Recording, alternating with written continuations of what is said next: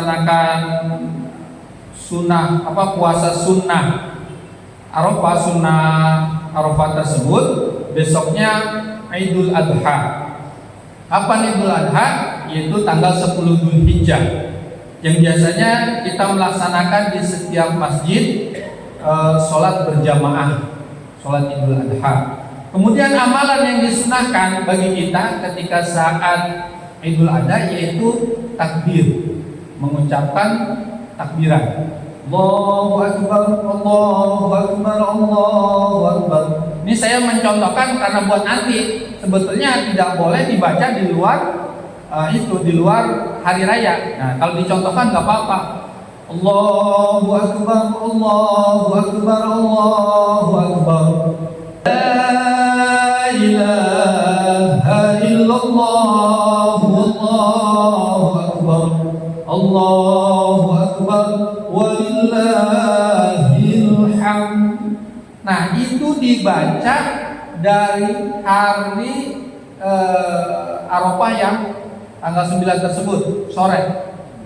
Mau masuk maghrib dibacanya. Jadi malam takbiran, berarti malam 10 Idul Adha dibaca terus sampai hari ketiga setelah hari tasyrik.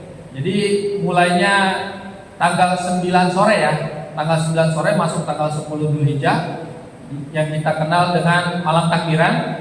Mulainya dengan malam takbiran, kemudian tanggal 11 Dzulhijjah, tanggal 12, tanggal 13 hari tasyrik. Selesainya habis asar. Jadi selesai hari tasyrik tanggal 13 habis asar, sudah berarti stop, tidak boleh takbiran. Kalau Idul Fitri berbeda. Mulainya setelah puasa Ramadan terakhir sampai khotib selesai khutbah. Khotib selesai khutbah Idul Fitri udah nggak boleh takbiran lagi.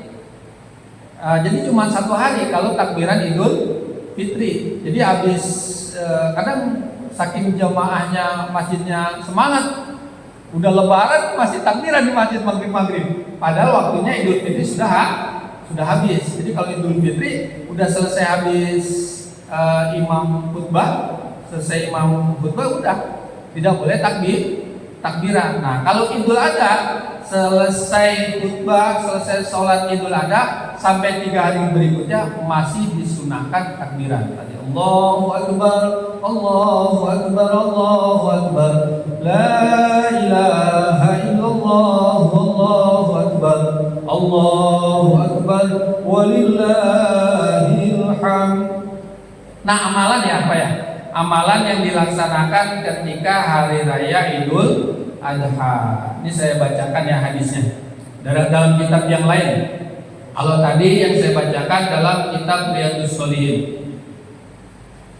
Nabi sallallahu alaihi wasallam qala, sesungguhnya Nabi Muhammad sallallahu alaihi wasallam bersabda, "Ma 'amila ibnu Adam yauman nahri amalan ahabba ila Allah azza wa jalla min hiraqatid dam.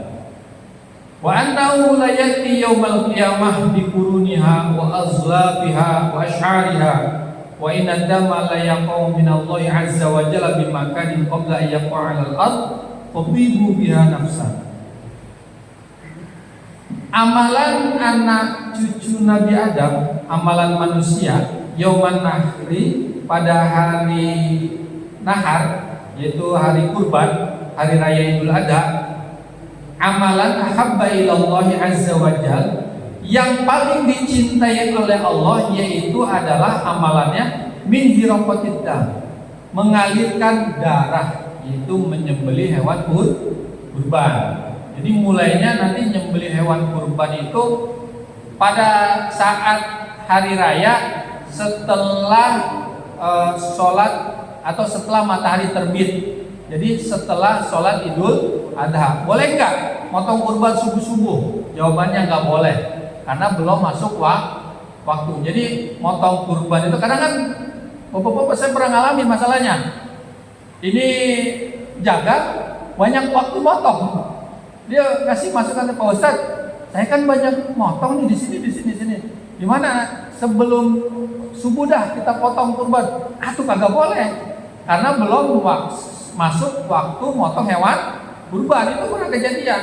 Jadi dia pikirkan subuh udah masuk hari raya Idul Adha. Pengen dipotong sapinya, ya jangan, karena belum masuk waktu. Jadi masuk waktunya takut nanti ada khawatir panitia ada yang usul begitu, jangan. Karena motong kurban waktunya setelah matahari terbit, yaitu setelah sholat Idul Adha. Pokoknya jangan sampai kejadian. Jangan sampai kejadian. Nah, setelah Idul Adha belum motong hewan kurban sampai nanti 3 hari setelah hari tasyrik. Kalau tadi kurbannya kurban wajib, apa kurban wajib yang nadar tadi, maka waktunya harus disegerakan di awal. Pas hari raya Idul Adha tanggal 10 tadi atau tanggal 11, jangan diakhirkan kalau kurbannya kurban wajib gitu. Oke, bisa menjadi wajib yang asalnya hukumnya adalah sunnah muakkad. Ini keistimewaan kurban ya. Wa innahu la yati yaumal qiyamati bi quruniha wa azlabiha wa asyariha. Karena sesungguhnya penyembelihan hewan kurban tadi, baik sapi ataupun onta ataupun kambing, la yati yaumal qiyamah, pasti akan datang nanti di hari kiamat, bi quruniha wa azlabiha wa asyariha, dengan tanduk-tanduknya, dengan kuku-kukunya, dengan rambut-rambutnya, bulu-bulunya. Nah, oleh sebab itu, karena hadis menyatakan demikian, sebagai saksi nanti di hari kiamat, memilih hewan kurban harus yang sempurna. Apa yang sempurna? Tanduknya harus bagus. Kalau kambing ya, tanduknya harus bagus, harus mulus. Jangan sampai tanduknya copot. Ya sah, tetap sah, cuman kurang afdol. Yang pernah itu kejadian, beli hewan kurban, beli kambing, seminggu lagi mau lebaran. Nah, dia berantem itu kambingnya, berantem ngadu tanduk kan, patah pak tanduknya, berdarah-darah. Karena itu waktu belinya masih sempurna, berarti emang niatnya ini untuk kurban emang tetap sah. Namun tadi pahalanya berkurang karena tanduknya sudah copot. Nah ini, karena nanti tanduknya tadi akan menjadi saksi nanti kelak di akhirat. Wa azlabiha, kuku-kukunya, wa syariha, bulu-bulunya. Jadi rambutnya kalau kambing itu harus yang bagus, harus yang mulus bulunya. Jangan dicukur. Dicukur boleh ya boleh, semua boleh, cuman kurang afdol. Jangan dicukur bulunya, dibersihin, dimandiin. Tapi kadang-kadang kan kita kalau beli kambingnya udah dicukur ya, udah digundulin. Ya, karena bulu-bulu ini akan ditimbang oleh malaikat dan menjadi saksi nanti kelak di akhirat. Nah, bulu-bulu ini harus disempurnakan. Ini afdolnya dalam melaksanakan penyembelihan hewan kurban harus dipilih. Kalau kambing domba itu 1 tahun cukup, 9 bulan kalau sudah kupak cukup, bisa dilakukan untuk hewan kurban. Tapi kalau kambing domba di bawah 9 bulan jangan. Boleh potong, boleh. Kepala kurban bukan. Apa sedekah gitu Pak. Jadi kalau misalkan kambingnya tidak mencukupi syarat, maka dia ketika dipotong pada saat kurban, dia hanya menjadi sedekah biasa, itu aja. Sah sedekahnya, tapi kurbannya tidak bisa, karena kurban tadi ada ketentuannya. Saya kalau perhatikan penjual itu di jalanan, saya perhatikan, ya kambing kecil buat kurban ya belum sah gitu, belum cukup umur. Nanti bapak-bapak kalau pengen kurban harus milih, tanya sama pedagangnya, misalkan domba, domba tanya, udah 1 tahun belum? Kalau belum 1 tahun jangan, karena kita niatnya buat kurban. Sapi 2 tahun ukurannya, sapi 2 tahun. Kadang karena jamaah belinya sama tengkulak, dikasihnya sapi yang 1,5 tahun. Kalau pedagang urusannya kan jual beli. Nah, kita sebagai pelaksana hewan kurban, panitia atau ini, harus benar-benar milih sapinya, jangan sampai kurang dari 2 tahun. Kambing Jawa 2 tahun, nggak bisa 2 tahun kurang, nggak bisa. Kambing Jawa kan, kambing Jawa pertumbuhannya agak lama. Kambing Jawa kambing kacang pertumbuhannya agak itu 2 tahun. Jadi ada ukurannya. Saya kadang kalau disuruh motong hewan kurban pas dilihat, ya kurang umur, akhirnya serba salah. Dipotong belum cukup umur, enggak dipotong takut yang punyanya. Iya, Pak Ustadz udah boleh beli. Akhirnya tetap saya potong. Cuma saya kasih tahu dulu gini Pak. Ini sebetulnya belum cukup umur. Mau tetap dipotong apa? Mau ditunggu 1 tahun? Ya udah Pak Ustadz potong aja. Nah kalau dipotong saya izin. Takutnya nanti ini tidak menjadi pahala kurban, ini menjadi pahala sedekah, nggak apa-apa, setuju. Ya udah saya potong gitu. Atau pernah pas potong itu, ya suaranya kan kambing bisa kita bedain mana kambing dewasa, mana kambing anak suaranya suara anak kecil. Oh berarti kambingnya belum cukup. Nah ini pemilihan untuk hewan karena pahalanya tadi bukan pahala biasa-biasa, beda gitu. Kalau pahala sedekah kan orang senang, nah kita memberikan hewan kurban tersebut daging kurban kepada orang lain, orang senang kita dapat pahalanya. Dimakan sama orang lain menjadi darah, menjadi daging, kita dapat pahalanya ketika dia ibadah. Tapi kalau kurban tidak hanya itu, tadi tanduknya, kukunya, bulunya saja menjadi saksi. Artinya apa kalau menjadi saksi? Dari kiamat bilang gini, ini kita kepleset di jembatan Shiratal Mustaqim, jatuh. Wah iya ini, dia pernah kurban, cepet-cepet tuh tanduknya terbang, nolongin kita. Kan begitu. Itu hewan kurban. Itu yang kita harapkan seperti itu kan. Kalimat dari ana layati yaumal qiyamah. Sungguh itu pakai innahu, kalimat taukid. Kalau udah bicara innahu di situ ada lam di taukid. Wah udah nggak ada keraguan. Jadi kalau kita udah punya hewan kurban yang benar-benar masuk pahala kurban ya, itu udah lumayan itu. Nanti kalau kita kepleset di Shiratal Mustaqim, itu yang nolong gitu. Karena pahala kurban itu akan menjadi saksi nanti di yaumil qiyamah. Ayati yaumil qiyamah. Wa inna damani, karena darahnya layaqau minallahi azza wa jalla bimakanin qabla yaqa 'alal ardi fadhibu biha nafsan. Darah hewan kurban ini hubungannya nanti sama yang satu kan tadi hubungannya sama pemilihan hewan kurban, kesempurnaan hewan kurban. Nah sekarang tata cara penyembelihan hewan kurban tepat atau tidak? Kalau tepat maka darahnya hewan kurban tersebut wa anna dama la yaqum minallahi azza wa jalla bimakan.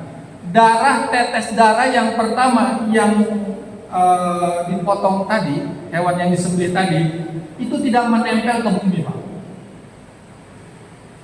La yaqum minallahi azza wa jalla langsung diangkat oleh malaikat, ditadangin. Langsung dibawa sama malaikat ke langit. Diberikan langsung ke hadapan Allah. Itu keistimewaan pahala kurban. Jadi darah pertama mau kambing atau onta atau sapi. Jadi tetesan darah pertama nggak menyentuh ke tanah. Ada malaikat yang sudah nunggu.